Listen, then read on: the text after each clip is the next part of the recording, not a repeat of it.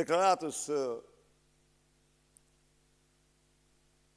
zonjës Marta Kos, unë përshëndes si deklaratën e komisionit, ashtu dhe deklaratën e ambasadorit të Bashkimit Evropian këtu 2 ditë më parë, të cilët e lanë një deklarat apasionante atë të Marta Kos, të pa baza, sepse s'ka diskutim që institucionet ndërkombëtare, shtetarët, diplomatët dhe të gjithë janë të detyruar kur flasin për zgjedhje të marrin parasysh atë çka thonë institucionet e besimit të ngarkuara për vëzhgimin e tyre.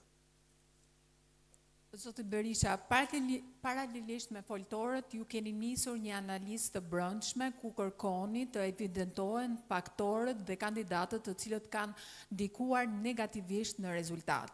Pak ditë më parë ju paralajmëruat që nuk do të ketë gjuetisht trigash, por apo kërkoni ata persona të cilët mund të kenë punuar për kundërshtarin politike para, dhe cilat janë kriteret që do të evidentojnë personat që kanë ndikuar negativisht në rezultat. Si fillim. Shumë e drejtë. Foltorja ka qëllim në vetë, një takim dhe debat hapur si që këni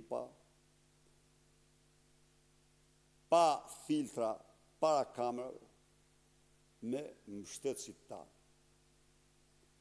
Ne aty regjistrojmë propozimet e tyre,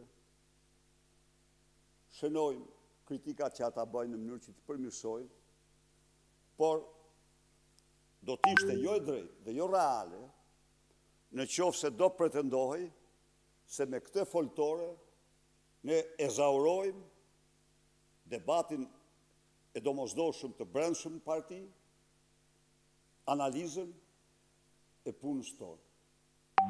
Ajo do bëhet në çdo qelis. Absolutisht ne nuk jemi parti e gjaut shtrigave, por ne symbyllas nuk jemi. Ju e pat vetë, mbaruan zgjedhjet, pati nga ata demokrat që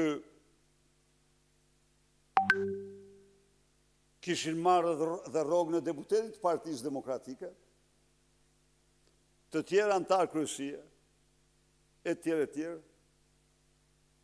që shkuan dhe u punësuan, u bën drejtora, këshilltar në strukturat e narkoshtetit. Ashtu apo jo? Patet tjerë, dhe këto më mirë se unë i din vetë strukturat, që gjatë fushatës elektorale nuk kanë punuar një ditë. Nuk kanë punuar një ditë. Pati tjerë që shkuan me pushime në fushatë elektorale.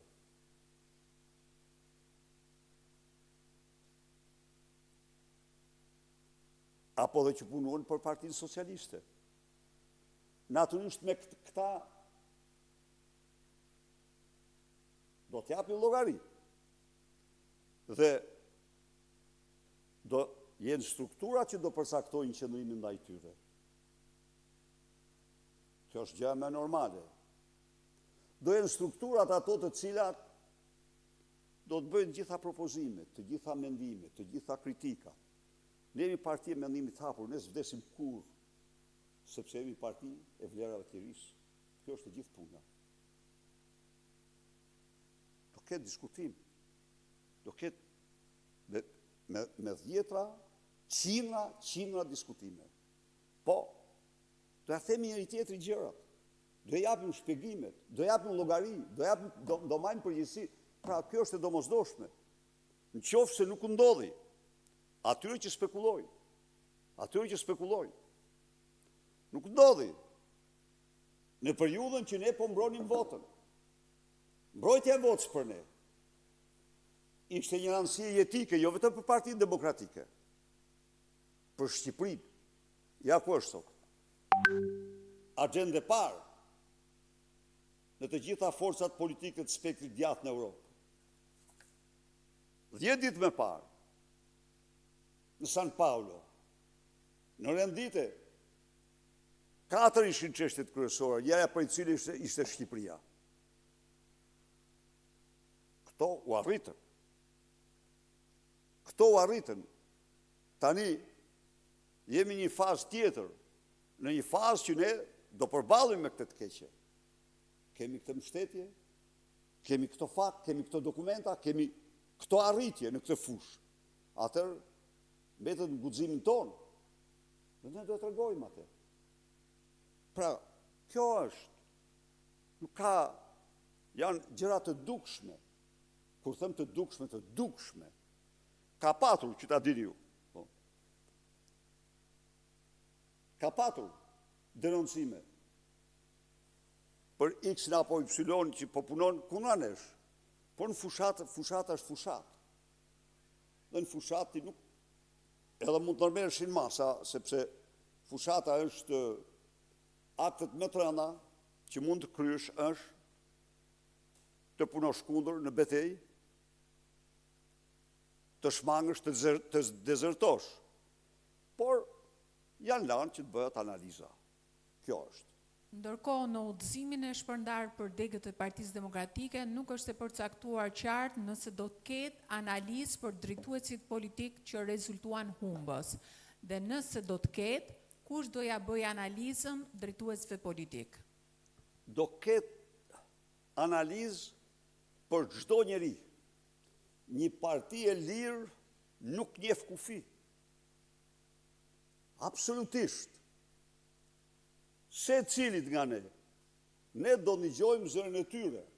Ka gjëra që ata kanë që njerëzit militantë dhe antarë, simpatizantarë kanë drejt. Ka gjëra që duhet t'ja u shpjegojmë, nuk i di. S'kan faj. Nuk janë informuar, duhet t'i informojmë. Se këto, pra, ju e kuptoni që përpjekje e madhe shumë që ne të mos denonconim krimin elektoral, të mos i dilim zot votës. Përpjekje jashtëzakonshme nga Edi Rama. Kërcënim direkt ndaj drejtuesve të misioneve zhvuse. Si sikur të ishin në banditistan dhe jo në një vend antar të Këshillit të Europës dhe që ka negociatat. Ka të tjerë që vraponin o analizë tani në mënyrë që të bëjmë gjithçka që Edi Rama të japim materiale Edi Ramës për të dobësuar raportin. Ka të tjerë të cilët pristin që të mund të thoshin se këto ishin zgjedhjet më të mira, në mënyrë që të mohojnë farsën elektorale, të mohojnë narkodiktaturën, të mohojnë diktaturën autoritare. Po këta janë sklever. Njerëz që janë njëra, nuk meritojnë lirit. Se këte që bëjmë ne, bëjmë për çdo shqiptar. Për çdo shqiptar.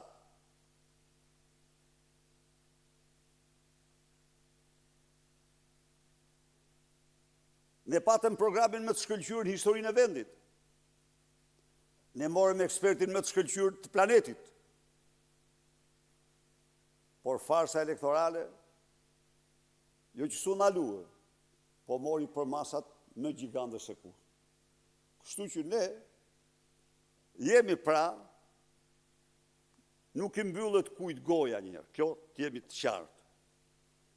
E vetëmja kërkes, e vetëmja gjë që kjo analizë bëhet brenda partisë. Si ta duan të hapur me media, të mbyllur pamja, si të kenë qef, nuk ka asnjë, s'kan asnjë lloj kufizimi. Zoti Berisha, për të shpangur një konflikt të ri në Partinë Demokratike pas lëvizjes Saliani, Ali Mehmeti dhe disa